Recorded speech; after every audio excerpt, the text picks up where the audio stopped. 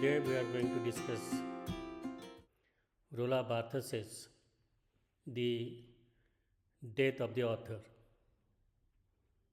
Roland Barthes was a highly influential French philosopher and critic who truly changed how we look at culture, language, literature, and interpretation. He is best known for being a key figure in semiotics, which is the study of how signs and symbols carry meaning. Barthes is most famous in literature for his 1967 essay, as I have already said, The Death of the Author. In this work, he argued that a writer's personal life and intentions should not limit how we interpret their books. Instead, he believed that the true meaning of a text is created by the reader in the moment of reading. His ideas helped move the academic world from structuralism to post structuralism that encourages a more open and playful way of understanding language. In this opening remark, or we can say argument, Barthes introduces the idea of writing as an act of self denial. When a narrator speaks, they are not a person, but a linguistic function. Critics like Graham Allen have noted that Barthes is drawing heavily on the linguistic of Ferdinand de Saussure. If language is a system of signs that gain meaning only through their relationship to other signs, then the intent of human being is secondary to the rules of the language system. I quote, "Writing is that neutral, composite, oblique space where a subject slips away, the negative where all identity is lost, starting with the very identity of the body writing. It is the language that speaks and not the author." In the story written by Balzac, the name of the story is Saracen. Balzac, while describing a castrato disguised as a woman, writes the following sentence: "This was woman herself, with her sudden fears, her irrational whims, her instinctive worries, her impetuous boldness, her fussing, her delicious sensibility." Barthes uses the example of Balzac's Saracen to illustrate, to explain the removal, or what we can say, evaporation of author. When Balzac describes a castrato,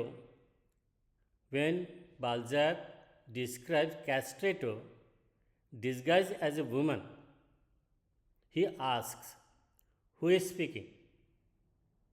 Is it the hero? Is it Balzac, the individual? Or is it universal wisdom? Barthes concludes that we can never know because writing is the destruction of every voice, of every point of origin. This is the fundamental tenet of the essay, The Death of the Author. The moment a fact is narrated for the sake of symbols and not for direct action, the soul of the author is disconnected from the body of the text. Barthes' second major move is to denaturalize the author. We often think of the author as the eternal figure, but Barthes insists that the author is a modern historical construct. Author is the modern historical construct. I quote, The author is a modern figure, a product of our society insofar as emerging from the Middle Ages with English empiricism, French rationalism, and the personal faith of Reformation. It discovered the prestige of the individual of as it is more nobly put the human person. So, because of all the factors that have been mentioned here, are the responsible for the elevation of the author as the primary agent of meaning and interpretation, the source of interpretation, the source of meaning. Barthes argues that the author arose alongside the capitalist ideology of private property. So, that is one of the reasons that the author is elevated as the central figure. Just as a factory owner owns the goods produced, the author owns the meaning of the text. This prestige of the individual led to the biographical obsession in literary history.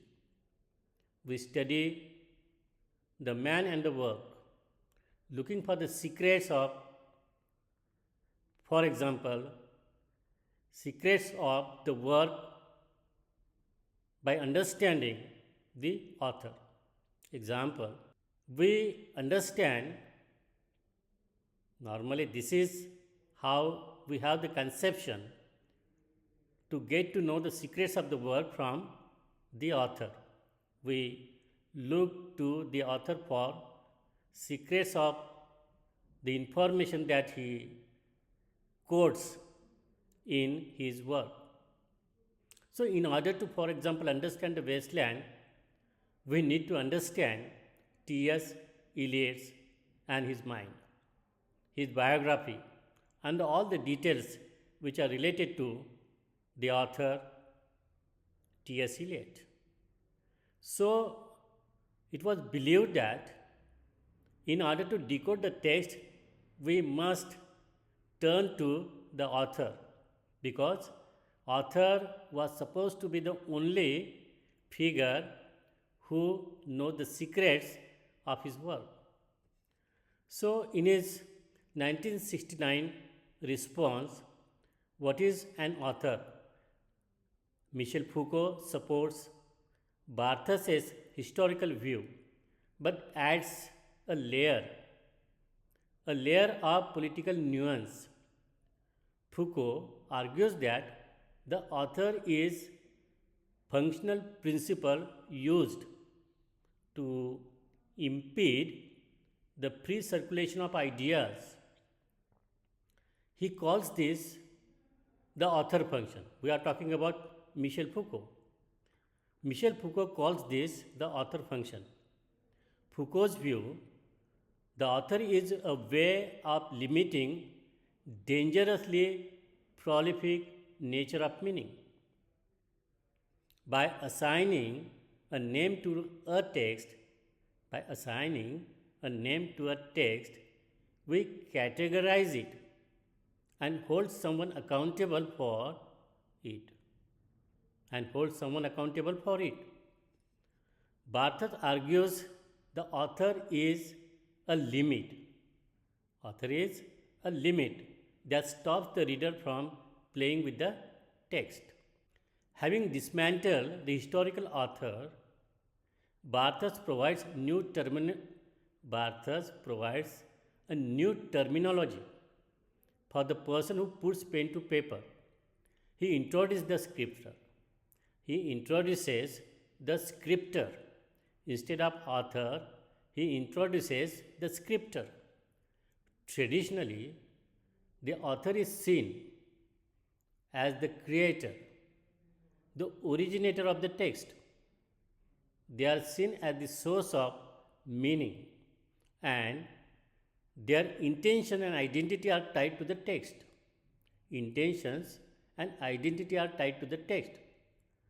Barthes' concept shifts focus from the person, that is author, to the act of writing, The scripter is a kind of instance that writes without being the ultimate source of meaning.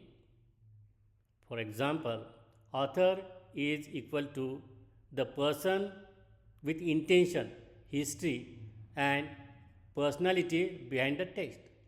But this is what we have to remember. But scripture is equal to the function of writing where language and text take center stage, not the person, where the language and text take center stage and not the person. I quote, the modern scripture is born simultaneously with the text, is in no way equipped with a being preceding or exceeding the writing. So the scripture is born with the process of writing, simultaneously born with the process of writing. There is no other time than that of the enunciation, and every text is eternally written here and now.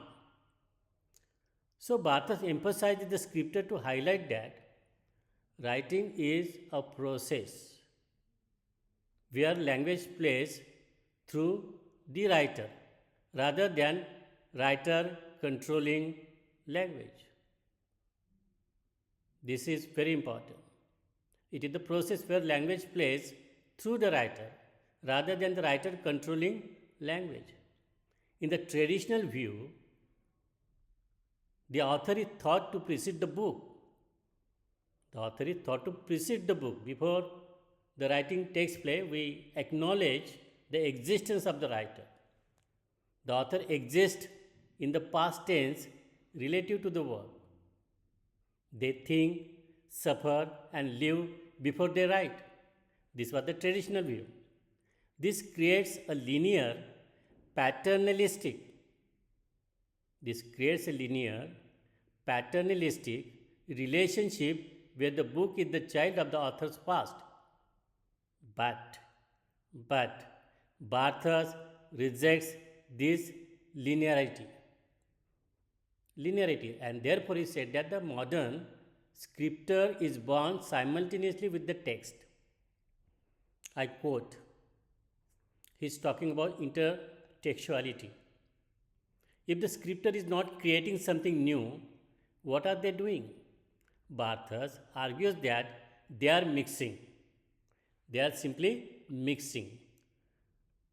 This leads to his most famous definition of the text. What is that? I quote, we know now that text is not a line of words releasing a single theological meaning. The message of the author God, because author is elevated to the status of God, and whatever God says we accept is to be ultimate truth. But a multidimensional space in which a variety of writings, none of them original, blend and clash. The text is a tissue of quotations.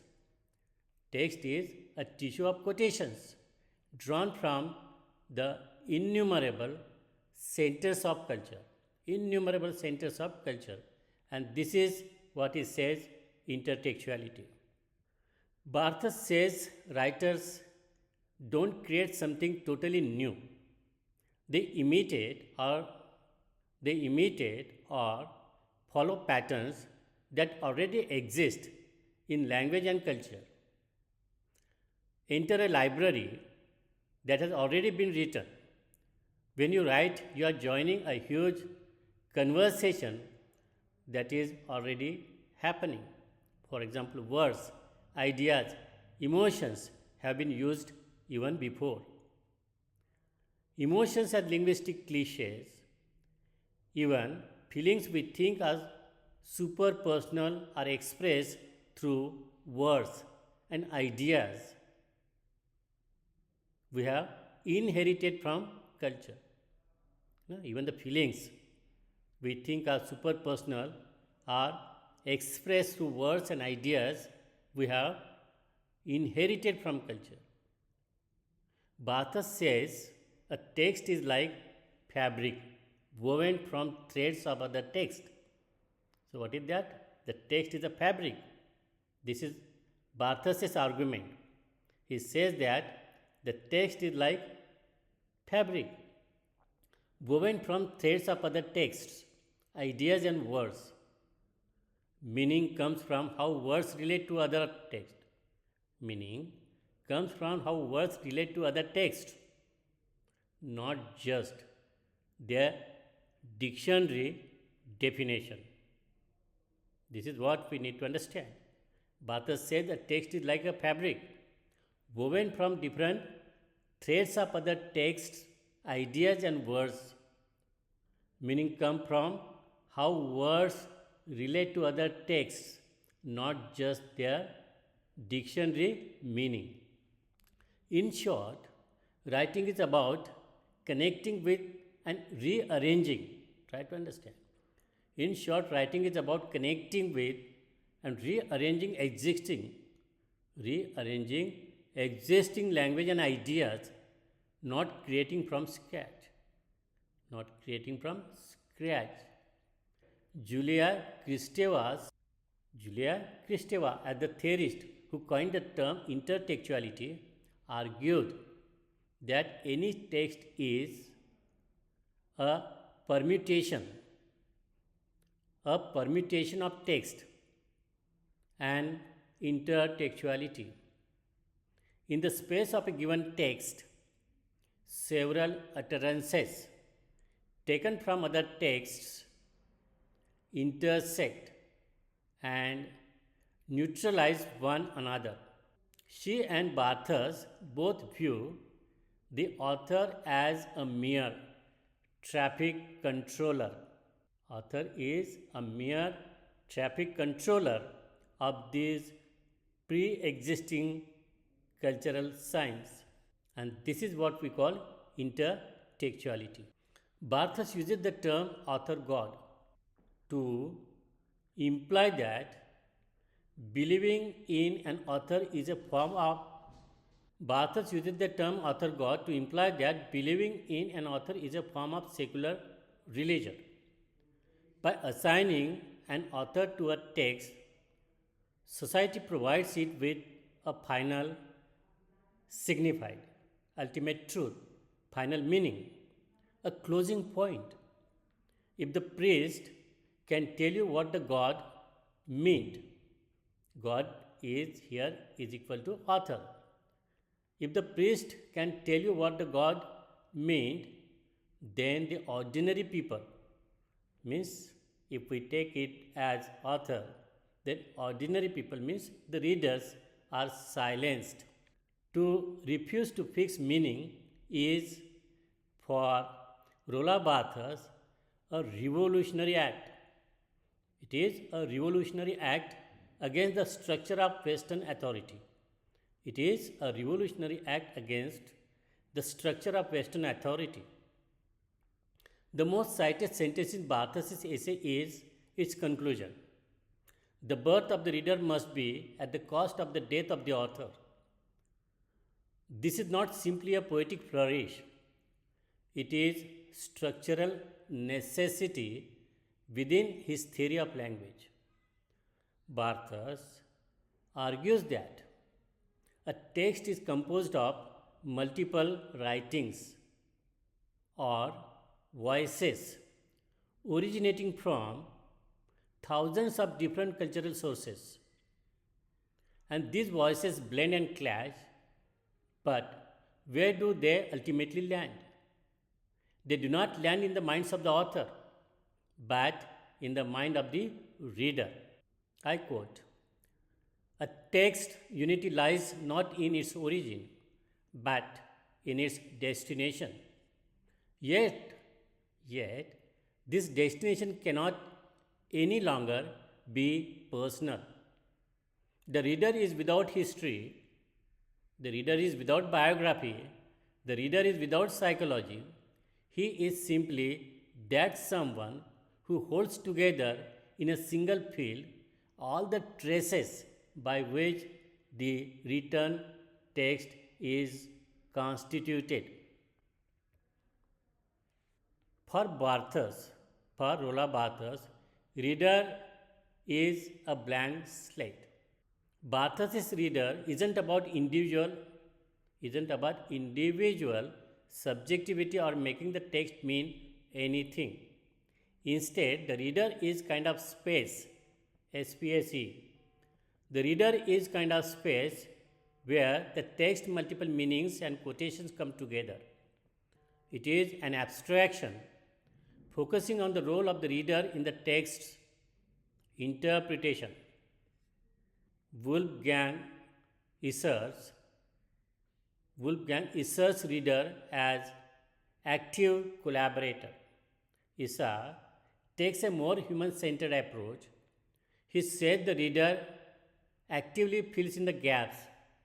Reader actively fills in the gaps in the text, making them a partner in creating meaning. However, Barthes focuses on the text structure and how meaning is generated through language and intertextuality. Isar focuses on the reader's active role in making sense of Isar focuses on the reader's active role in making sense of the text gap.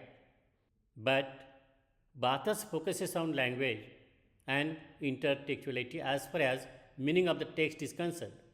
To conclude, The Death of the Author by Roland Barthes is a landmark essay that challenges traditional notion of authorship and meaning.